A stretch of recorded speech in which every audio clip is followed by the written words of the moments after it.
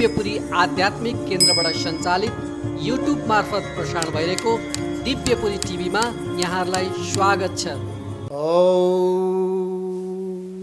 गुरुर् ब्रह्मा गुरुर्विष्णु गुरुदेवो महेश्वर गुरु साक्षात् परब्रह्म तस्मै श्री गुरवे नमः।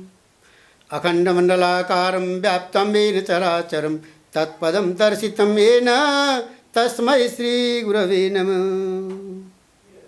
समस्त भक्तवत्सल सज्जनहरू, आज हामी श्राद्धको बारेमा चर्चा गर्दैछौँ। 16 श्राद्ध, 16 दिनसम्म श्राद्ध गरिन्छ पितृमोक्षको लागि र दिव्यपुरी टिभीका आदरणीय दर्शकहरूलाई यसको बारेमा केही जानकारी दिन हामी लागिरहेका छौँ। हाम्रो कार्यक्रम यसै सेरोफेरोभित्र रहनेछ।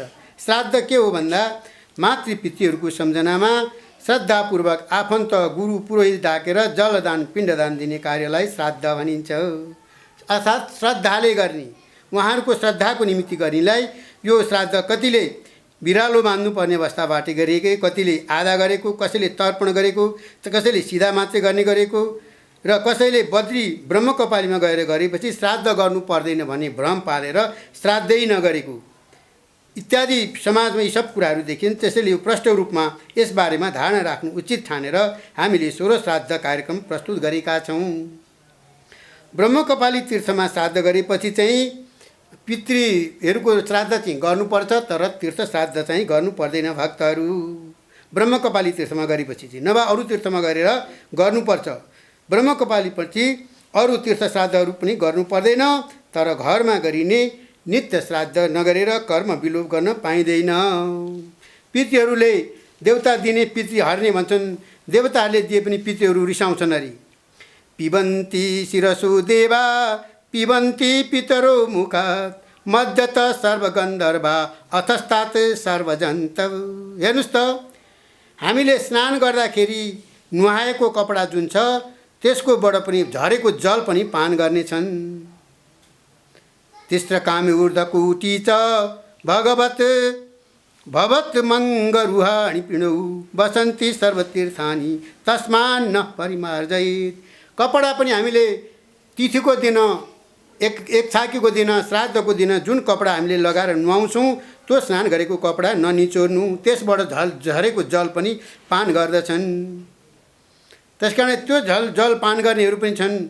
नरक परेका, अगति परेका, तिनीहरूले चाहिँ त्यो पिबन्ती शिरसो एवा विदन्ती शिरसो, शिरबाट झरेको देवताहरूले पिउँछन् जल, मुखबाट झरेको जल अरू देवताहरूले पिउँछन्, गन्धर्वहरूले पिउँछन्, नाइटो मुनिबाट झरेको जल, अनि त्योभन्दा तलबाट झरेको जल पनि तिस्र कोटिका अरूले पिउँछन्। गो गदा स्वादि ज्येष्ठे गोष्ठे ज्येष्ठेषु कृत्रिमायां तथा भुवि न कुर्यात् श्राद्धमेतेषु पारक्या दिशु भूमिषु। गाईको गोठमा, अर्काको जग्गामा, अर्काको ठाउँमा, यस्तो ठाउँमा पनि श्राद्ध नगर्नु। गाई, हात्ती, घोडा बसेको स्थानमा, खनजोत गरेको ठाउँमा र अर्काको घर जग्गामा श्राद्ध नगर्नु भनेको छ। अब श्राद्ध गर्दाखेरि घण्टहरूको आवाज सुनिनु हुँदैन, घोडाहरूको आवाज सुनिनु हुँदैन, स्यालहरू कराएको हुँदैन, उन्नत जातको हय भनेको घोडा इत्यादिका बैगुनी जति पनि छन् त्यस्ता कुराहरू सुनिनु हुँदैन। पितृलाई मनपर्ने कुराहरू, मनपर्ने फुलहरू चुनी ल्याउनुपर्छ। अगस्ती, भृङ्गराज, दुबो, सयपत्री, चाँपको फुल, तिलको फुल, अनि यी स्नान गरेर यी फुल टिपेर पितृहरूलाई चढाउनुपर्छ मनपर्ने। सूर्य कन्या गते श्राद्धम यो न कुर्यात् गृहाश्रमी धनपुत्रा कुततस्य पितृ निश्वास पीडना। श्राद्ध विघ्ने समुत्पन्ने अविनाशी स्मृति हानि एकादश्यां तु कर्तव्यम कृष्ण पक्षे विशेषतः। श्राद्ध रोक्यो भने कृष्ण पक्षको एकादशीमा गर्नु। घोडाहरू कराएको ठाउँमा, स्यालहरू कराएको ठाउँमा, होइन, त्यस्तो ठाउँमा पनि श्राद्ध नगर्नु। अर्काको जग्गा भूमिमा पनि श्राद्ध नगर्नु। श्राद्धका यी नियम भए र आमा बाबुको, हजुरबा हजुरआमाको, जिजुबा जिजुआमाको गरेर 16 श्राद्धमा सबै पितृहरूलाई तर्पण दिइन्छ। एकोदिष्ट, पार्वण, महालय र अरू तीर्थ श्राद्धहरू छन्। अब श्राद्ध धेरै प्रकारका छन्। 98 प्रकारका श्राद्धहरू कहिएका छन्। जुन तिथिमा पितृहरू दिवंगत भएका हुन् त्यही तिथिमा गर्ने श्राद्धलाई एक उद्दिष्ट श्राद्ध भनिन्छ। 16 श्राद्धभित्रै मरेका पितृहरूको श्राद्ध पार्वणी मानेर पहिले पार्वण श्राद्ध गर्ने, अनि फेरि 16 श्राद्ध गर्नुपर्दछ। यसरी 2टा श्राद्ध एकै दिन गर्नुपर्दछ। मातापिता आदि देहान्त हुनेहरूले पार्वण पर्वभन्दा अगाडि महालय श्राद्ध अर्थात् 16 श्राद्ध सूर्य कन्या राशिमा भएको बेलामा शुक्ल पूर्णिमादेखि आश्विन कृष्ण औँसी 16 दिनसम्मलाई 16 श्राद्ध भनिएको छ। त्यसपछि महान चाड दशैँ तिहार आउने हुनाले पहिले पितृहरूलाई जल पिण्ड दिएर खुसी तुल्याउनु पर्छ। अनि आमापट्टिको मातृकुल बाबाको पितृकुल दुवै पत्रका पितृहरूलाई दुवैतर्फका पितृहरूलाई पिण्डदान गरिन्छ। माता पिता पितामह 3 पुस्ताको श्राद्ध गर्नुपर्छ। बाबुको आमाको हजुरबाको हजुरआमाको जिजुबाको जिजुआमाको यसरी श्राद्ध गर्नुपर्छ। अनि 16 श्राद्ध गर्नुपर्छ। तर अरू श्राद्ध गरिएन भने 16 श्राद्ध गर्नुको कुनै अर्थ छैन। पद्म पुराणका अनुसार 16 श्राद्धको श्राद्धका साथै मरण तिथिमा पितृपितामह प्रपितामह सपत्नी सहितको 6वटा श्राद्ध 16 दिनसम्मले 7वटा श्राद्ध गर्नुपर्दछ यदि नियमपूर्वक गर्ने हो भने। यी श्राद्ध गर्दैन कुनै गृहस्थी र व्यापारी विद्वान जागिरे जोसुकै किनेहोस् त्यसका पितृहरू रुष्ट हुन्छन् रुन्छन् अनि आपत्ति विपत्ति आइपुग्छ। सन्तान अपाङ्ग हुन्छन् लुला लङ्गाडा हुन्छन् घरमा आगलागी हुन्छ शत्रु भय हुन्छ चोरको भय हुन्छ इत्यादि धन सुख शान्ति सन्तान सबै हड हुन्छ। पितृले निराश गरिदिन्छन्। देवता दिने पितृहर्नी पितृले हरिदिन्छन् रोगी बनाइन्छन्। अपाङ्ग अल्पायु कुकर्म गर्ने सन्तान जन्मिन्छन्। पितृ कार्य कठिन छ। शुद्ध वचन आचरण आदिमा रहेको ब्राह्मणद्वारा शुद्ध वचनले गर्नुपर्छ। पितृलाई पितरो वाक्यमिच्छन्ति भावमिच्छन्ति देवता भन्छ। पितृहरूलाई वाक्य पुर्याउनुपर्छ नभए एकतिर दिएको अर्कोतिर पुग्छ त्यसको काम छैन। पितरो वाक्यमिच्छन्ति भावमिच्छन्ति देवता। अब पितृहरू वाक्यको इच्छा गर्छन्। श्राद्ध पर्ने ब्राह्मणको वाक्यमा पवित्र हुनुपर्छ। कर्ताप्रति शुद्ध हुनुपर्छ। पिण्ड सिधा आदि तामसी भोजन पकाएको भाँडामा पकाउनुहुन्न। फलामका भाँडामा आदिमा प्रयोग गर्नुहुँदैन। बेलपत्र कोइरालो केतकी कानेर मालपी चम्पा र राता काला पुष्पहरू प्रयोग गर्नु हुँदैन। यदि चढाइयो भने राक्षसले पाउँछ पितृहरूले पाउँदैनन्। श्राद्धको दिनमा झुटो बोल्यो भने कुकुरलाई खुट्टाले छोयो भने राक्षसलाई क्रोध गर्यो भने शत्रुलाई आँसु आयो भने प्रेतलाई पकाएको वस्तु प्राप्त हुन्छ पितृले पाउँदैनन्। र मदिरा खाने चुरोड खाने खैनी खाने दाँत कालो भएको कालो लामो कपाल पालेको यस्तो ब्राह्मणहरू लाउनु हुँदैन। कालोदेखि पितृहरूले डराउने हुँदा केश दाढी मुण्डन गर्नुपर्छ। फलाम कालो लुगा प्रयोग नगर्नु भनिएको हो। त्यस कारणले ब्राह्मण पनि पवित्र हुनुपर्छ। 16 श्राद्धमा आफ्ना पितृको तिथि नआउँदासम्म 1 छाक 1 भक्ति जस्तै खाने चोखो खानुपर्छ। श्राद्ध गरेपछि मात्र परान्न भोजन गर्नुपर्छ अन्यथा अरूको अन्न खानु हुँदैन 16 श्राद्धभरि अन्यथा अपराध लाग्छ। श्राद्ध नगरी श्राद्ध नखानु। स्कन्द पुराणका अनुसार एउटा श्राद्ध खाएपछि अर्को घरमा गएर फेरि श्राद्ध खानु हुँदैन। खायो भने पापको भागीदार भइन्छ। श्राद्धको फल मिल्दैन। श्राद्ध गर्न असमर्थ भयो भने विदेशमा गएको बेला सम्भव भएन भने दाजुभाइ वा श्राद्ध गर्नेलाई मेरो तर्फबाट श्राद्ध गरिदिनु भनेर केही पैसा भेटीहरू आफ्नो पठाइदिनुपर्छ र आफ्नो पनि त्यसमा केही लगानी भयो भने अनि मात्र पितृ खुसी हुन्छन्। सम्भव भएसम्म पितृ कार्य गर्दा चाँदीको कर्मपात्र अर्घपात्र अर्घौतो पिण्ड पात्र तथा भोजन पात्र प्रयोग गर्नु अति उत्तम मानिन्छ। पद्म पुराणले भन्छ कि चाँदीको भाँडामा पितृहरू अत्यन्त प्रसन्न हुन्छन्। जुन मानिसले आफ्नो हातमा चाँदीको औँठी लगाएर पितृ कार्य गर्छ उसले लाख गुणा अधिक फल पाउँदछ। जसले सुनको औँठी लगाएर पितृ कर्म गर्छ उसले करोड गुणा बढी फल पाउँदछ।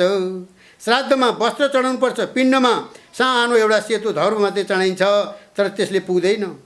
पिण्डमा कातेको कपासको धागो चढाउने र पितृहरूलाई आमाको श्राद्ध भए महिलाको कपडा बुवाको श्राद्ध भए पुरुषको कपडा चढाउनुपर्छ। केही नसके एउटा टोपी एउटा सानो पकेट रुमाल भए पनि चढाउनुपर्छ। त्यसै कारणले अनि मात्रै पितृहरूले त्यो पद्म पुराण अनुसार कपडा चढाउनुपर्छ। पितृ प्रसन्न हुन्छन्।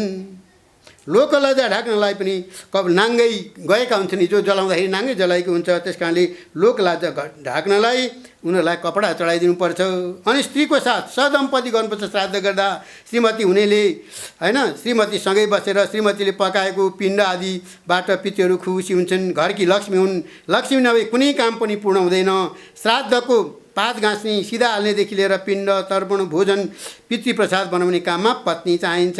त्यसैले बामाङ्गिनी, बायाँपट्टि बस्ने भनेले बामाङ्गिनी भनेको।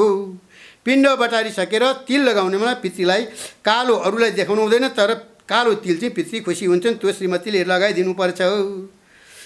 यो काम र हात धोइदिने, पिण्ड बटारिसकेपछि हात धोइदिने काम पनि पुरुषको स्त्रीले गर्दछन्। त्यति मात्र होइन, दुष्ट नै रहेछन् भने पनि श्राद्धमा दिदी, भिनाजु, बहिनी, ज्वाइँ, भान्जा, भान्जी तथा दाजुभाइलाई ढाकेर खाना दिनुपर्छ। अन्यथा पितृ निराश हुन्छन्। घरमा एक्लै लुकेर सरक्क श्राद्ध गर्नु हुँदैन। कोठाभित्र कसैले नथापाइकन श्राद्ध गरो, बिहानी जतिखेर फुर्सद हुन्छ त्यही बेला गरो, मैले त श्राद्ध सकेँ भनौँ, आफै खायो बाहिर निस्क्यो, त्यसको केही अर्थ छैन।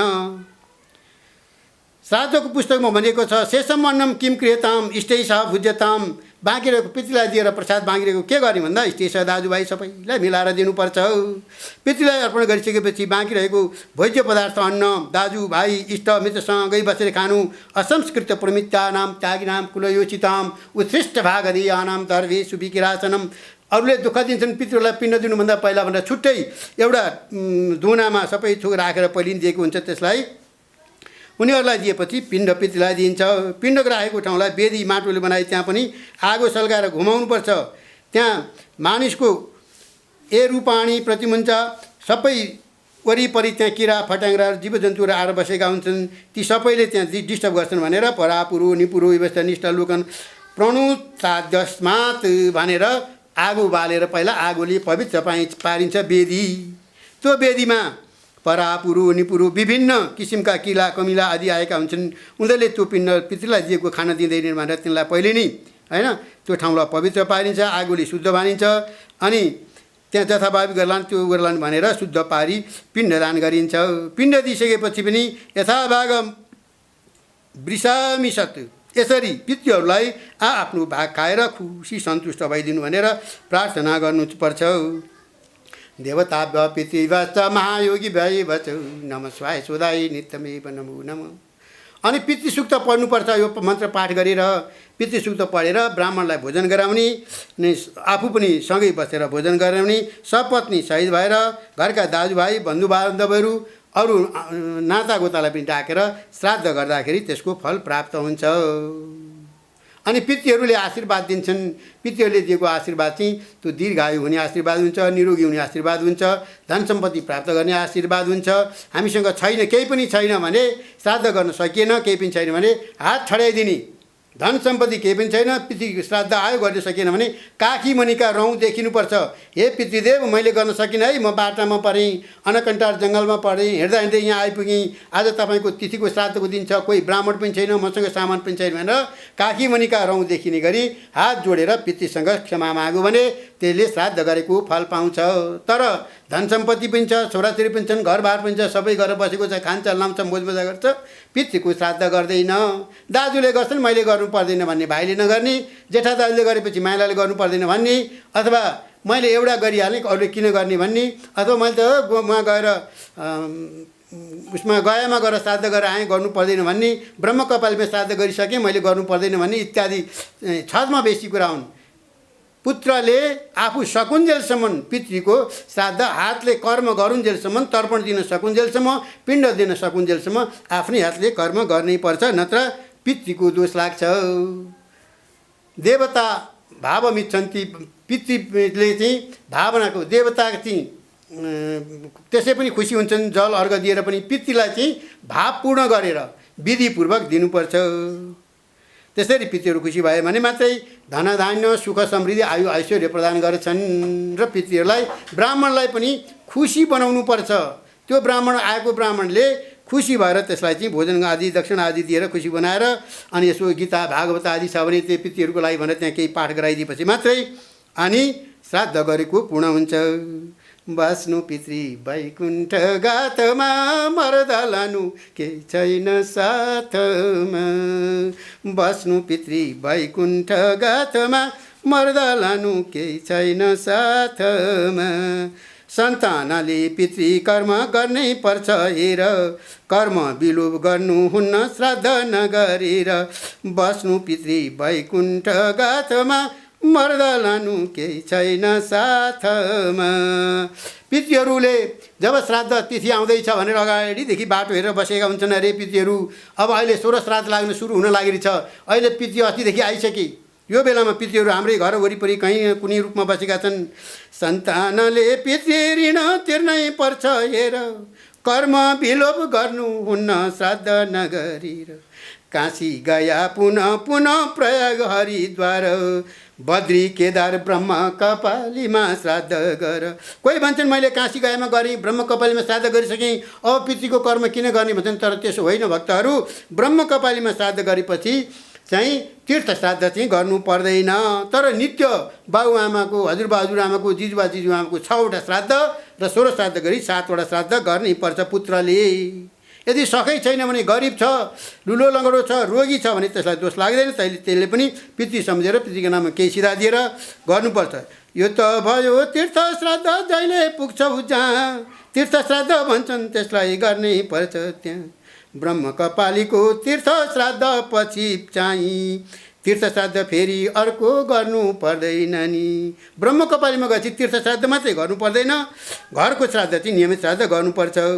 पिण्ड तर्पण नपाउँदा पितृ दुखी हुन्छन् सन्तानले आफ्नै रगत पिउँछन् दुखी हुन्छन्। लड्छ ढुङ्गाले काटिन्छ चोटपटो लाग्छ कुकुरले काटिन्छ सन्तानलाई चाहिँ पितृहरूले त्यसबाट दुःख मान्छन् र रोइरहन्छन् र त्यसलाई त्यो रगत बगेर जान्छ। सन्तानको ले अरूबाट खर्च भएर जान्छ। पितृको नाममा श्राद्ध गर्न खर्च गर्नुपर्छ भनेर कपटी गर्छ। तर अरू कुराबाट रोग लागेर काटिएर अनि अपरेसन गरेर त्यसरी चाहिँ रगत बगेर उसको जान्छ। त्यो बगेको रगत पितृले पान गर्दछन्। तिथि श्राद्ध आयो पितृ स्वर्गबाट हेरी पिण्ड तर्पण देलान् भन्दै बस्छन् बाटो हेरी। जन्माए हुर्काए पाले ताले पोसे दुःख गरे अनि त्यो सन्तानले हेर्नु त आज एक थोपो जल दिनलाई 2वटा ब्राह्मण बोलाएर 2-4जना आफन्त बोलाएर यसो खानिदिएर एउटा पिण्ड तर्पण जल पनि दिन अटेर गर्छ। त्यसलाई मान्दैन अथवा त्यो कर्म विलोप गर्छ भने त्यस्तालाई पितृले श्राप दिन्छन्।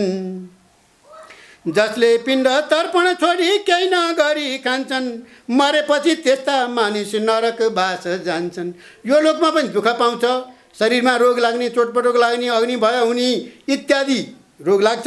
अनि अरू आफ्नो सन्तान पनि लुला लङ्गडा ख्याउटे हुन्छन् पितृकर्म नगर्नेको र मरेपछि उसले थप त्यो कर्म नगरेको पनि दण्ड भोग्नुपर्छ। पितृऋण थपिन्छ। पितृऋण थपिजान्छ मरेपछि फेरि त्यसको पनि दण्ड भोग्छ कर्म हेरी हेरी बस्नु पितृ वैकुण्ठ गाथमा मर्दा लानु केही छैन साथमा बस्नु पितृ वैकुण्ठ गाथमा मर्दा लानु केही छैन साथमा पुत्र भई पितृकर्म केही नगरी खान्छन् मरेपछि त्यस्ता मानिस नरक बास जान्छन्। देवताले दिन्छन् तर पितृदेवले हर्छन् पिण्ड तर्पण छोरा नभा छोरीले नि गर्छन्। छोरा छैन यदि कसैका भने छोरीले पनि गर्न हुन्छ। पिण्ड तर्पण गरेर श्राद्ध गरिदिनुपर्छ। बस्नु पितृ वैकुण्ठ गाथमा मर्दा लानु केही छैन साथमा। बोलो पितृ भगवानको जय।